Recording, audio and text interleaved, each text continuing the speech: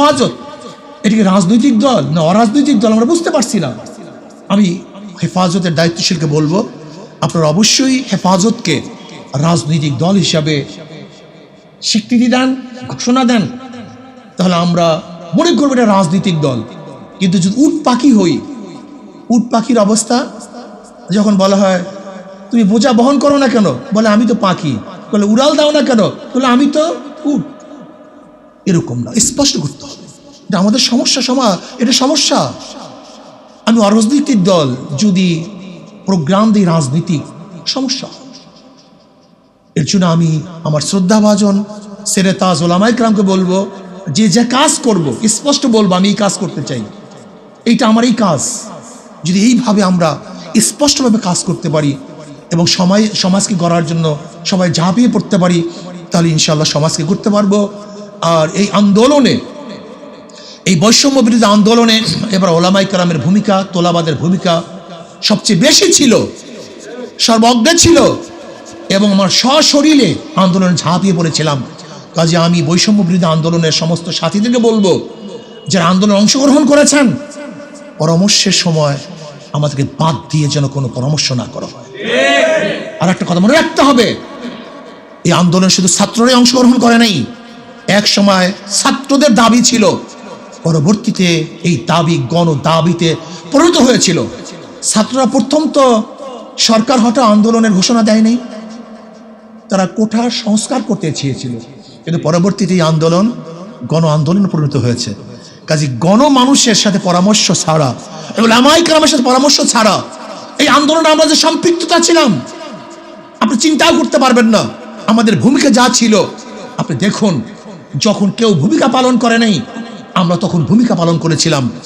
এই শেখ হাসিনার বিরুদ্ধে যখন কেউ কথা বলতে পারে নাই, তখন আমরা রাস্তায় কথা বলেছিলাম এবং বলেছিলাম আল্লাহ যেন এই দুই চোখে গজব পড়বে সেটা যেন দেখতে পারি। আল্লাহ পাক রব্বুল আলামিন তা কবুল করেছেন। এর জন্য আমরা চাই নীতির পরিবর্তন, শুধু নেতার পরিবর্তন নয়। সুন্দর একটা উদাহরণ দিতে চাই। এ বি সি, তিনজনের তিনটা নাম। এ একজনের নাম, বি সি। এও চোর, বিও চোর, সিও চোর। ক্ষমতায় আসে এ, সে কি করবে? আবার আন্দোলন করো, সংগ্রাম করো, হটাও এ, রক্ত দাও, জীবন দাও, বসাও বি। সে কি করবে? হটাও বি। আন্দোলন করলাম, সংগ্রাম করলাম, রক্ত দিলাম, শহীদ হলাম, হটাও বি, চাই না বি, বসালাম সি। সে কি করবে? কারণটা কি? নেতার পরিবর্তন হয়েছে, নীতির পরিবর্তন হয়নি। দেশ স্বাধীন হওয়ার পর থেকে আজ পর্যন্ত এ বি সি যারা এই ক্ষমতায় ছিল, শুধু মানুষের পরিবর্তন হয়েছে, নীতি ও আদর্শের পরিবর্তন হয় নাই। কেমন বাংলাদেশ চাই? যদি আমাকে প্রশ্ন করা হয়, আমি ইসলামিক বাংলাদেশ চাই। আমি একটা ইসলামিক বাংলাদেশ চাই, যেখানে ইসলামিক শাসন থাকবে, কোরআন ও হাদিসের অনুযায়ী আইন প্রণয়ন হবে, বাস্তবায়ন হবে, সেটা আমি চাই। যদি এইটা এখনই করা সম্ভব না হয়, তাহলে যেই স্লোগানের ভিত্তিতে দেশটা স্বাধীন হয়েছে সেইটা চাই। সেটা কি? সাম্য, মানবিক মর্যাদা, সামাজিক ন্যায় বিচার। দেখেন, আসলে আমাদের অনেকেরই জানা নাই, বা জানা থাকলেও হয়তো মনে নেই। এ দেশ কিন্তু স্বাধীন হয়েছিল তিনটা স্লোগানের ভিত্তিতে: সাম্য, মানবিক মর্যাদা, সামাজিক ন্যায় বিচার। আজকে সাম্যতা আছে? সাম্যতা নেই, কোনো জায়গায় সাম্যতা নেই। যে ক্ষমতায় থাকবে চাকরি তার, যে ক্ষমতায় থাকবে না তার চাকরি নেই। যে ক্ষমতায় থাকবে তার তো খাদ্যের কোনো অভাব নেই। যে ক্ষমতায় থাকবে না ধুকে ধুকে মরতে হবে।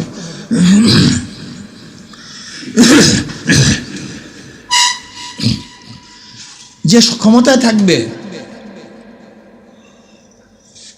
তার পিয়ন তো 400 কোটি টাকার মালিক হবে, আর যে ক্ষমতায় থাকবে না তাকে রাস্তায় ধুকে ধুকে মরতে হবে। এর নাম কি সাম্যতা? এটা আমরা চাই না, আমরা সাম্যতা চাই। সাম্য, সবাই সমান। বাংলাদেশের নাগরিক বলতে সবার অধিকার সমান, সবার অধিকার সমান। বাকশক্তির অধিকার সমান থাকবে, চাকরির অধিকার সমান থাকবে, বস্ত্রের অধিকার সমান থাকবে, শিক্ষার অধিকার সমান থাকবে, বাসস্থানের অধিকার সমান থাকবে, চিকিৎসার অধিকার সমান থাকবে। এটা আমরা চাই। মানবিক মর্যাদা। আজকে জানোয়ারকে শ্রদ্ধা সম্মান করি, কিন্তু আশরাফুল মাখলুকাত ইনসানকে আমরা শ্রদ্ধা সম্মান করি না। একজন মানুষ, সে কালো হোক, সুন্দর হোক, বংশীয় হোক, নন বংশীয় হোক, সে তো মানুষ, আশরাফুল মাখলুকাত। তাকে শ্রদ্ধা করা উচিত, সম্মান করা উচিত।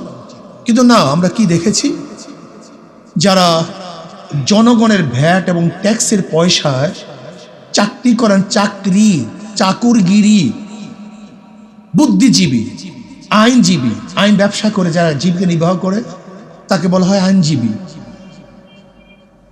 আর যারা চাকুরগিরি করে জীবিকা নির্বাহ করে তাকে বলা হয় চাকরিজীবী।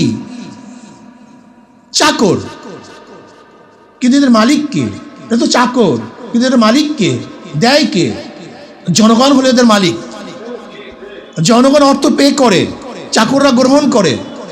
অথচ উল্টা হয়ে গেছে, চাকররা মালিক হয়ে গেছে এবং যারা মালিক তাদেরকে চাকর বানিয়ে দিয়েছে। এরকম বাংলাদেশ আমরা চাই না। মানবিক মর্যাদা চাই।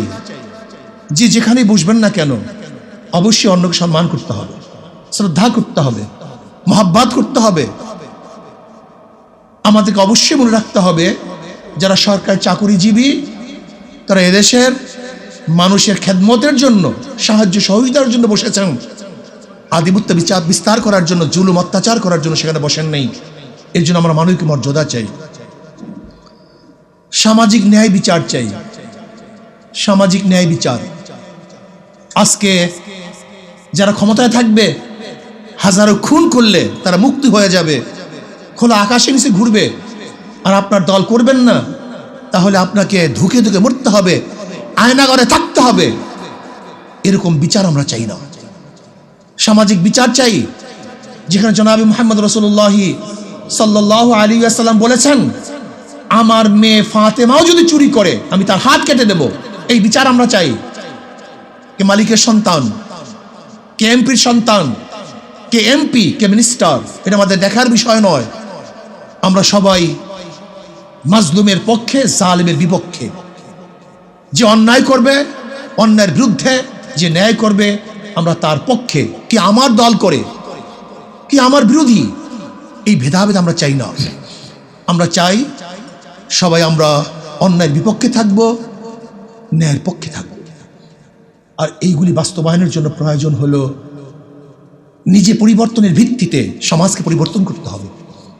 আমাদের শায়খ মুর্শিদ নব্বরাল্লাহু মারকাদাহু তিনি স্লোগান দিয়েছিলেন, শুধু নেতা নয় নীতির পরিবর্তন চাই। শুধু নেতা নয় নীতির পরিবর্তন চাই।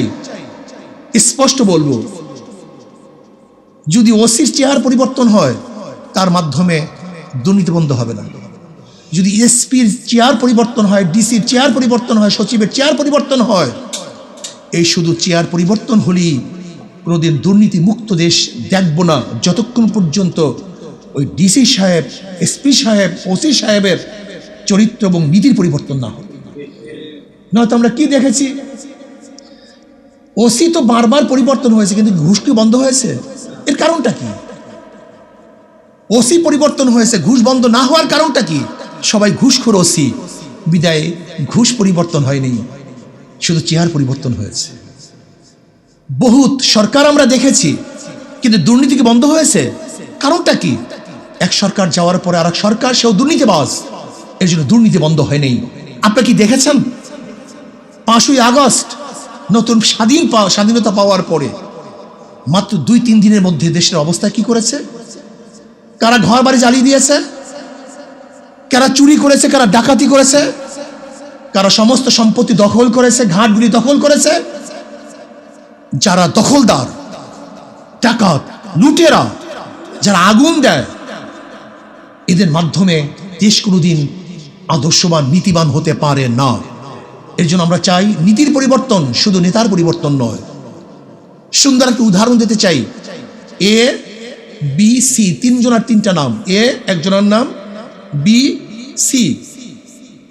এও চোর, বিও চোর, সিও চোর। ক্ষমতায় আসে এ, সে কি করবে? আবার আন্দোলন করো, সংগ্রাম করো, হটাও এ, রক্ত দাও, জীবন দাও, বসাও বি, সে কি করবে? হটাও বি।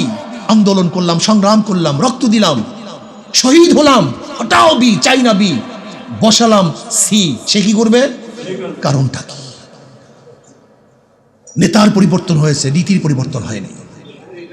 দেশ স্বাধীন হওয়ার পর থেকে আজ পর্যন্ত এ বি সি যারাই ক্ষমতায় ছিল, শুধু মানুষের পরিবর্তন হয়েছে, নীতি ও আদর্শের পরিবর্তন হয় নাই। কাজে নীতি ও আদর্শ পরিবর্তন না হওয়ার কারণেই সাম্য, মানবিক মর্যাদা এবং সামাজিক ন্যায় বিচার প্রতিষ্ঠিত করতে পারি নাই। কাজে আমরা চাই সাম্য, মানবিক মর্যাদা এবং সামাজিক ন্যায় বিচার প্রতিষ্ঠা করার জন্য কুয়ার মধ্যে ইঁদুর রেখে কুয়াকে পরিষ্কার করা যায় না।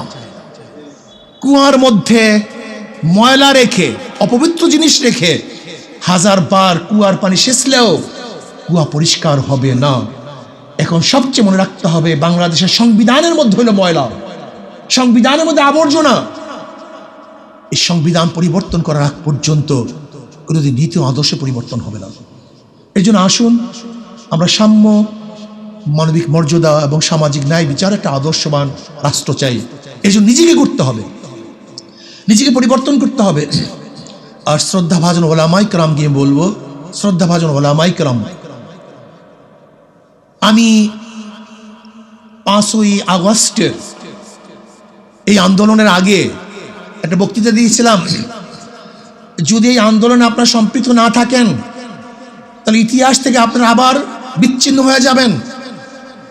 আমাদের সম্মানিত ওলামায়ে কেরামের সবচেয়ে বড় সমস্যা হলো এই, তারা সময় বুঝে কাজ করতে পারে না, সময় বুঝে কাজ করতে পারে না, কখন কোন কাজ করতে হবে। আল্লাহ না করুক যদি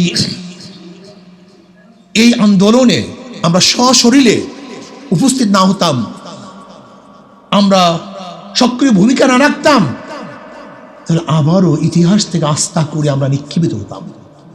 এটা বুঝতে হবে।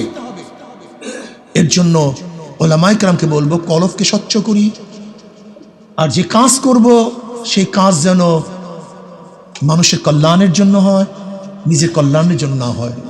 স্পষ্ট থাকা চাই, সব কিছু স্পষ্ট থাকা চাই। হেফাজত, এটিকে রাজনৈতিক দল না অরাজনৈতিক দল আমরা বুঝতে পারছি না। আমি হেফাজতের দায়িত্বশীলকে বলবো, আপনারা অবশ্যই হেফাজতকে রাজনৈতিক দল হিসাবে স্বীকৃতি দেন, ঘোষণা দেন, তাহলে আমরা মনে করবো এটা রাজনৈতিক দল। কিন্তু যদি উট পাখি হই, উট পাখির অবস্থা যখন বলা হয় তুমি বোঝা বহন করো না কেন, বলে আমি তো পাখি, বলে উড়াল দাও না কেন, বলে আমি তো উট। এরকম না, স্পষ্ট করতে হবে এটা আমাদের সমস্যা, এটা সমস্যা। আমি অরাজনৈতিক দল যদি প্রোগ্রাম দিই রাজনীতিক, সমস্যা। এর জন্য আমি আমার শ্রদ্ধাভাজন সেরেতাজ ওলামায়ে কেরামকে বলবো, যে যে কাজ করব স্পষ্ট বলবো আমি এই কাজ করতে চাই, এইটা আমার এই কাজ। যদি এইভাবে আমরা স্পষ্টভাবে কাজ করতে পারি এবং সমাজকে গড়ার জন্য সবাই ঝাঁপিয়ে পড়তে পারি, তাহলে ইনশাআল্লাহ সমাজকে করতে পারবো। আর এই আন্দোলনে, এই বৈষম্য বিরোধী আন্দোলনে এবার ওলামায়ে কেরামের ভূমিকা, তোলাবাদের ভূমিকা সবচেয়ে বেশি ছিল, সর্বজ্ঞ ছিল, এবং আমার সশরীরে আন্দোলনে ঝাঁপিয়ে পড়েছিলাম। কাজে আমি বৈষম্য বিরোধী আন্দোলনের সমস্ত সাথীদেরকে বলবো, যারা আন্দোলনে অংশগ্রহণ করেছেন, পরামর্শের সময় আমাদেরকে বাদ দিয়ে যেন কোনো পরামর্শ না করা হয়।